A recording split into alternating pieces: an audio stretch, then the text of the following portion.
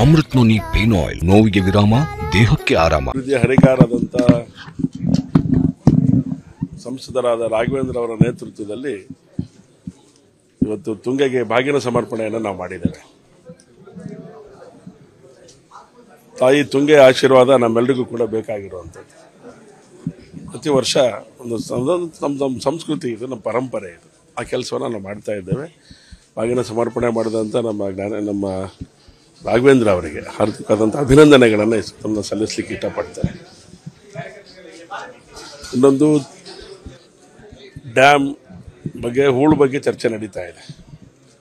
ಈ ಹಿಂದೂ ಕೂಡ ನಾನು ಕುಡಿಯೋ ನೀರಿನ ಸಮಸ್ಯೆಗಳಾದಂಥ ಸಂದರ್ಭದಲ್ಲಿ ಅಧಿಕಾರಿಗಳ ಜೊತೆ ಮಾತಾಡಿದಾಗ ಅದಕ್ಕೆ ಅವಕಾಶಗಳ ಸಮಸ್ಯೆ ಇದೆ, ಅದನ್ನು ಮಾಡಲಿಕ್ಕೆ ಅವಕಾಶ ಇಲ್ಲ ಅನ್ನೋಂಥ ಮಾತುಗಳನ್ನು ನಮ್ಮ ಹತ್ರ ಮಾತಾಡಿದ. ಜ್ಞಾನೇಂದ್ರ ಅವ್ರು ಹೇಳಿದಾಗೆ 3-4 ಡಿಪಾರ್ಟ್ಮೆಂಟ್ಗಳು ಇದಕ್ಕೆ ಸಂಬಂಧಪಡುತ್ತೆ.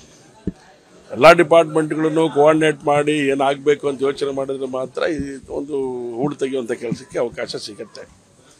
ಆದರೆ ಒಬ್ಬೊಬ್ರದ್ದು ಒಂದೊಂದು ಥರದ ಅವ್ರು ಹೇಳೋವಂಥದ್ದು ಅವ್ರು ಹೇಳಿದಾಗ ಹೌದು ಸರಿ ಇದೆಯೋ ಅಂತ ಅನಿಸ್ಬಿಡುತ್ತೆ.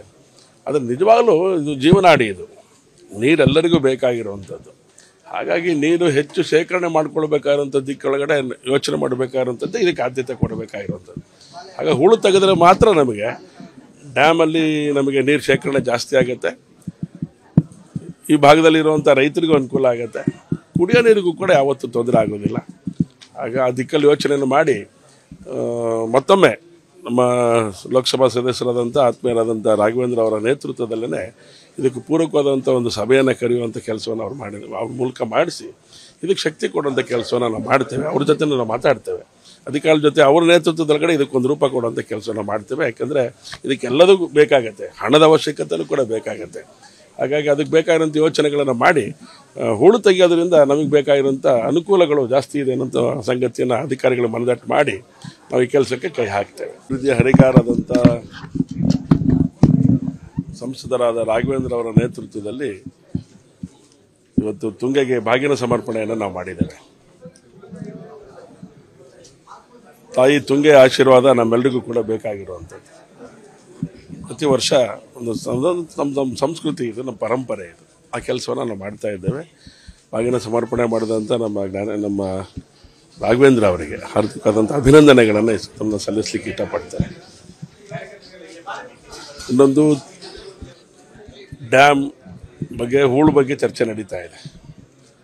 ಈ ಹಿಂದೂ ಕೂಡ ನಾನು ಕುಡಿಯೋ ನೀರಿನ ಸಮಸ್ಯೆಗಳಾದಂಥ ಸಂದರ್ಭದಲ್ಲಿ ಅಧಿಕಾರಿಗಳ ಜೊತೆ ಮಾತಾಡಿದಾಗ ಅದಕ್ಕೆ ಅವಕಾಶಗಳ ಸಮಸ್ಯೆ ಇದೆ, ಅದನ್ನು ಮಾಡಲಿಕ್ಕೆ ಅವಕಾಶ ಇಲ್ಲ ಅನ್ನೋಂಥ ಮಾತುಗಳನ್ನು ನಮ್ಮ ಹತ್ರ ಮಾತಾಡಿದ. ಜ್ಞಾನೇಂದ್ರ ಅವ್ರು ಹೇಳಿದಾಗೆ 3-4 ಡಿಪಾರ್ಟ್ಮೆಂಟ್ಗಳು ಇದಕ್ಕೆ ಸಂಬಂಧಪಡುತ್ತೆ.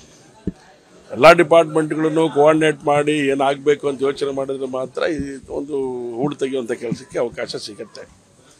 ಆದರೆ ಒಬ್ಬೊಬ್ರದ್ದು ಒಂದೊಂದು ಥರದ ಅವ್ರು ಹೇಳೋವಂಥದ್ದು ಅವ್ರು ಹೇಳಿದಾಗ ಹೌದು ಸರಿ ಇದೆಯೋ ಅಂತ ಅನಿಸ್ಬಿಡುತ್ತೆ. ಆದರೆ ನಿಜವಾಗಲೂ ಇದು ಜೀವನಾಡಿ, ಇದು ನೀರೆಲ್ಲರಿಗೂ ಬೇಕಾಗಿರುವಂಥದ್ದು. ಹಾಗಾಗಿ ನೀರು ಹೆಚ್ಚು ಶೇಖರಣೆ ಮಾಡ್ಕೊಳ್ಬೇಕಾಗಿರುವಂಥ ದಿಕ್ಕೊಳಗಡೆ ಯೋಚನೆ ಮಾಡಬೇಕಾಗಿರುವಂಥದ್ದು, ಇದಕ್ಕೆ ಆದ್ಯತೆ ಕೊಡಬೇಕಾಗಿರುವಂಥದ್ದು.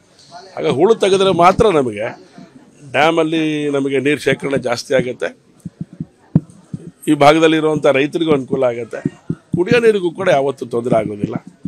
ಆಗ ಆ ದಿಕ್ಕಲ್ಲಿ ಯೋಚನೆಯನ್ನು ಮಾಡಿ ಮತ್ತೊಮ್ಮೆ ನಮ್ಮ ಲೋಕಸಭಾ ಸದಸ್ಯರಾದಂಥ ಆತ್ಮೀಯರಾದಂಥ ರಾಘವೇಂದ್ರ ಅವರ ನೇತೃತ್ವದಲ್ಲೇ ಇದಕ್ಕೆ ಪೂರಕವಾದಂಥ ಒಂದು ಸಭೆಯನ್ನು ಕರೆಯುವಂಥ ಕೆಲಸವನ್ನು ಅವ್ರು ಮಾಡಿದ್ದೇವೆ. ಅವ್ರ ಮೂಲಕ ಮಾಡಿಸಿ ಇದಕ್ಕೆ ಶಕ್ತಿ ಕೊಡುವಂಥ ಕೆಲಸವನ್ನು ನಾವು ಮಾಡ್ತೇವೆ. ಅವ್ರ ಜೊತೆ ನಾವು ಮಾತಾಡ್ತೇವೆ.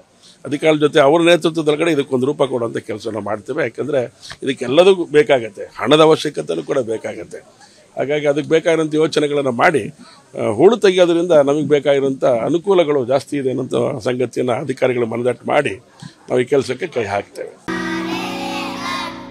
ನಾವು ಸಲಹಿದ ಕೈಗಳು ನಮ್ಮ ನೋವಿಗೆ ಸ್ಪಂದಿಸಿದಾಗ ಆಗುವ ಸಂತೋಷ. ಅಮೃತ್ ನೋನಿ ಪೇನ್ ಆಯಿಲ್, ನೋವಿಗೆ ವಿರಾಮ, ದೇಹಕ್ಕೆ ಆರಾಮ. ಅನುಕ್ಷಣದ ಸುದ್ದಿಗಳಿಗಾಗಿ ವಿಸ್ತಾರ ನ್ಯೂಸ್ ಯೂಟ್ಯೂಬ್ ಚಾನೆಲ್ ಸಬ್ಸ್ಕ್ರೈಬ್ ಮಾಡಿ. ಹೊಸ ಸುದ್ದಿಗಳ ನೋಟಿಫಿಕೇಶನ್ಗಾಗಿ ಬೆಲ್ ಐಕಾನ್ ಕ್ಲಿಕ್ ಮಾಡಿ. ಲೇಟೆಸ್ಟ್ ಅಪ್ಡೇಟ್ಸ್ಗಾಗಿ www.vistaranews.com ವೆಬ್ಸೈಟ್ಗೆ ವಿಸಿಟ್ ಮಾಡಿ. ಅಂಗೈಯಲ್ಲೇ ಜಗತ್ತಿನ ಸುದ್ದಿ ತಿಳಿಯಲು ವಿಸ್ತಾರ ನ್ಯೂಸ್ ಕನ್ನಡ ಆಪ್ ಡೌನ್ಲೋಡ್ ಮಾಡಿ.